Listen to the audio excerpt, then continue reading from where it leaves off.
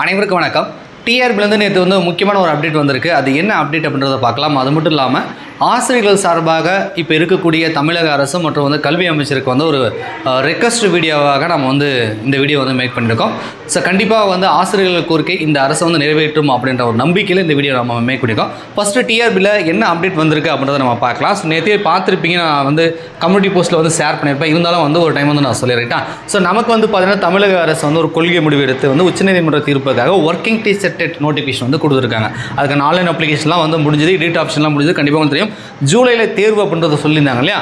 அந்த டெட்லேயே பார்த்தீங்கன்னா நம்ம புதுச்சேரி யூனியன் பிரதேசத்துலேருந்து ஒர்க்கிங் டீச்சராக இருப்பாங்க இல்லையா, அவங்களும் அப்ளை பண்ணுறதுக்கு ஒரு வாய்ப்பு கொடுத்துருக்காங்க. இதில் பார்த்தீங்கன்னா உங்களுக்கு தெரியும், இதனைத் தொடர்ந்து தமிழ்நாடு அரசு கடித எண் போட்டு ஒரு நம்பர் போட்டிருக்காங்க.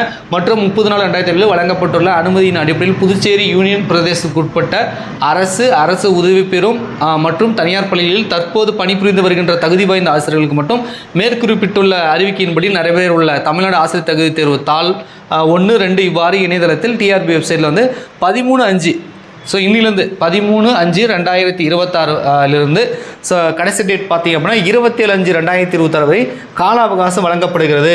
இத்தகுதி தேர்வு சார்ந்த கூடுதல் விவரங்கள் மேற்கண்ட அறிவிக்கையில் தெரிவிக்கப்பட்டுள்ளது அப்படின்றத கொடுத்துருக்காங்க. இது ஆக்சுவலாக பார்த்தீங்கன்னா புதுச்சேரி அரசு பள்ளிக்கல்வித்துறை செயலாளர் நேர்முக கடிதம், அவங்க ஒரு லெட்டர் கொடுத்துருக்காங்க, ரெக்வஸ்ட் கடிதம். ஸோ பார்த்தீங்கன்னா நம்பர்லாம் போட்டிருக்காங்க.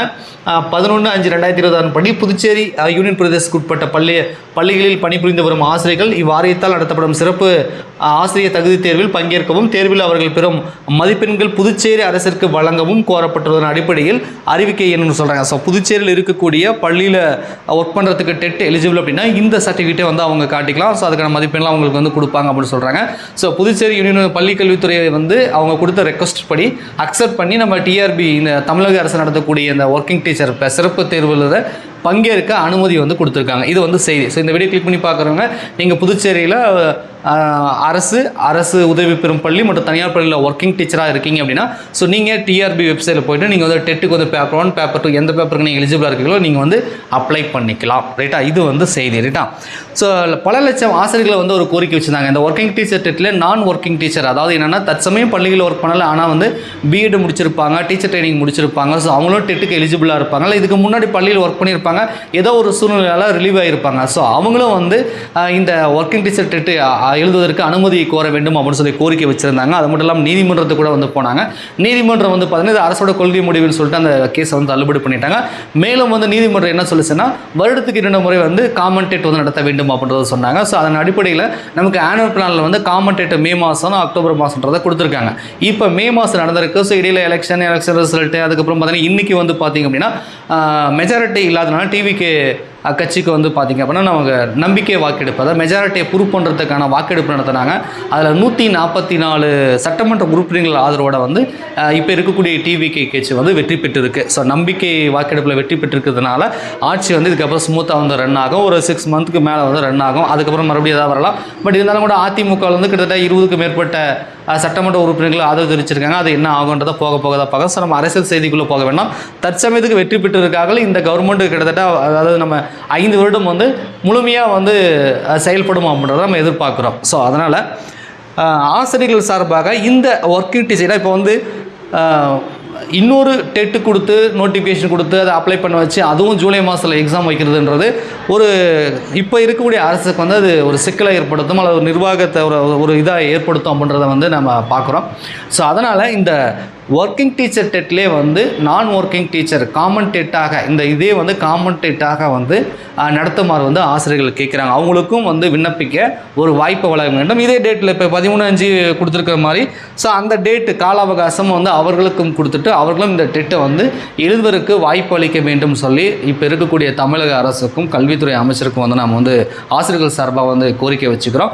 ஸோ அது போன கவர்மெண்ட்டோட கொள்கை முடிவு. ஸோ உங்களுடைய கொள்கை முடிவு என்ன, இந்த அரசு என்ன செய்ய போகுது, காமன் டெட்டுக்காக வெயிட் பண்ணுறவங்களுக்கு என்ன நீங்கள் புதுசாக ஒரு நோட்டிஃபிகேஷன் கொடுக்க போகிறீங்களா, இல்லை இதிலே வாய்ப்பு கொடுக்க போகிறீங்களா அப்படின்றத ஒரு தெளிவுபடுத்த வேண்டும். ஸோ கல்வி அமைச்சர் இது வரைக்கும் செய்தியாளர்கள் சந்தித்து தான் பதவி ஏற்றிருக்காங்க, இப்போ தான் வந்திருக்கு இல்லையா. ஸோ அரசோட முடிவு என்ன அப்படின்றத கல்வி அமைச்சர் வாயிலாகவோ அரசு தரப்பில் பதில் சொல்ல வேண்டும் அப்படின்றத பார்க்குறோம். ஸோ பல ஆயிரம் ஆசிரியர்கள் நம்ம இடைநிலை ஆசிரியர்கள் பட்டதாரி ஆசிரியர்களும் நோட்டிஃபிகேஷனுக்காக எதிர்பார்த்துட்டு இருக்காங்க. ஸோ ஆனுவல் பிளான் படி நமக்கு மார்ச்லேயே யூஜிடிஆர்பிக்கான நோட்டிஃபிகேஷன் கொடுத்துருக்கணும்.